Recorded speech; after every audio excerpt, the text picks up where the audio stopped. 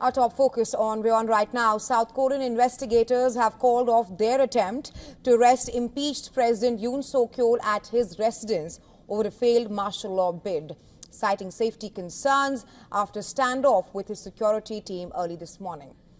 The Corruption Investigation Office, CIO, said in a statement that the execution was effectively impossible due to the ongoing standoff, as concern for the safety of personnel on site led to the decision to halt the arrest. Earlier, the officials were let through heavy security barricades to enter the residence to attempt to execute their warrant. But soldiers under the Presidential Security Service engaged in a confrontation with them. Yoon's security service blocked attempted police raids of the presidential office. Well, Monday is the deadline for the warrant. The investigators sought warrant after the impeached president ignored 3 rounds of summons for questioning. Yoon's legal team called the attempt to execute the arrest warrant illegal and invalid. Well, during the arrest attempt, dozens of police buses and hundreds of uniformed police lined the street outside Yoon's compound in central Seoul. About 2,700 police and 135 police buses were deployed to the area to prevent clashes. That's after Yoon supporters faced off with anti-Yoon demonstrators on Thursday. Some of his supporters camped outside his compound in the bitter cold, holding all-night prayer sessions for Yoon. South Korean media reported that investigators wanted to take Yoon to their office for questioning after his arrest. Then he could have been held for up to 48 hours on the existing warrant. Further, they need to apply for another arrest warrant to keep him in custody. Meanwhile, prosecutors on Friday indicted 2 top military officials, Army Chief of Staff General Park Han-soo and Chief of Army Special Warfare Command Lieutenant General Kwak Jong-kyun. And both of them have been indicted over their alleged roles in the short-lived imposition of martial law last month. Well, according to the prosecution, they were indicted under detention on charges of insurrection and abuse of power. On December 3rd, Park Han-soo, who served as the martial law commander, issued the martial law decree under his name. While Kwak Jong-kyun is accused of sending special operations forces to the National Assembly under orders from President Yoon to secure the building and further prevent lawmakers from passing a motion to reject the martial law in the country. According to prosecutors, their actions had the intent to subvert the constitution and amounted to charges of insurrection. The 2 officials were placed under arrest last month. Apart from them, several other North Korean officials have either stepped down or faced the axe in the fallout of the failed martial law bid. The list includes Defense Minister Kim Yong-kyun, Interior Minister Lee Sang-min, Inspector General of the Ministry of Justice Ryo Hyuk, Police Chief Cho Ji-hoo and Seoul Metropolitan Police Chief Kim Bong-sink, who are among others.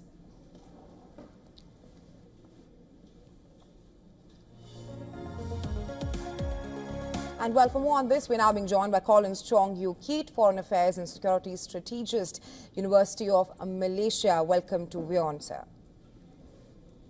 Thank you, Michelle. Thank you. Right. Now, Mr. Keat, after a 6-hour-long standoff, South Korean police have called off the attempt to arrest suspended President Yoon the CIO has time till Monday to arrest him. What can we expect over the weekend?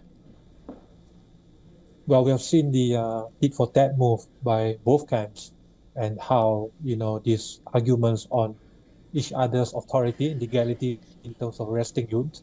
Of course, we have seen how the Yoon's legal team has falsely condemned the efforts to arrest him. And of course, the ardent supporters of Yoon, camping his base. And of course, also we have seen how the loyalty of the PSS, the Presidential Security Service, as well as the military members in protecting still the security of Yoon. And also the legality of the CIO, the Corruption Investigation Office. There have been arguments as to the jurisdiction of his powers in terms of arresting or investigating Yoon in that aspect. So of course also we have seen how over the past couple of weeks now that Yoon has been arguing that the infiltration of the North Korean element in terms of the affecting the elections, the integrity of the elections of South Korea, especially also the authority of the NEC, the National Election Committee, and that's why he has ordered also raids on the NEC, alleging that the hacks by North Korea has affected the oversight of the elections in South Korea, and also of course this has been a spiraling moment for even for Yoon and also for his base, and we have seen how a large majority and portion of the supporters will come out in full force, especially over the weekend, in protecting Yoon, and I don't foresee any escalations in terms of the prosecution team in escalating the situation. There might be some other options being taken to diffuse the current tensions surrounding Seoul. Right, Mr. Keat. Now, Yoon's lawyers say that they would take legal action over the arrest warrant, arguing that the investigators lacked the authority to detain him. I want to seek your assessment. What are the implications, long-term and short-term, for Yoon right now, and also the impact of the injunction which has been filed by Yoon's legal team? Well, it depends on the decision by the court.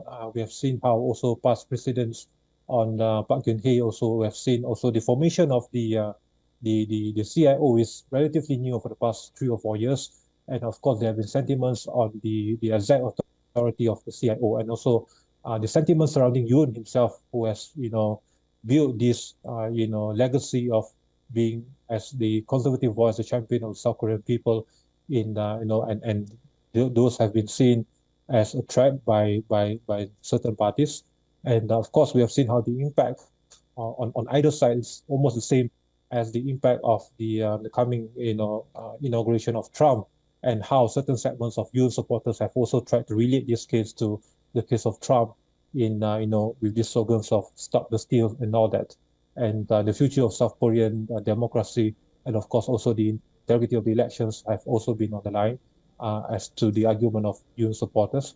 So the impact has been polarizing for both camps, and I don't foresee there's any short-term stopgap measures in bringing back the old normalcy of South Korean democracy after this saga incident.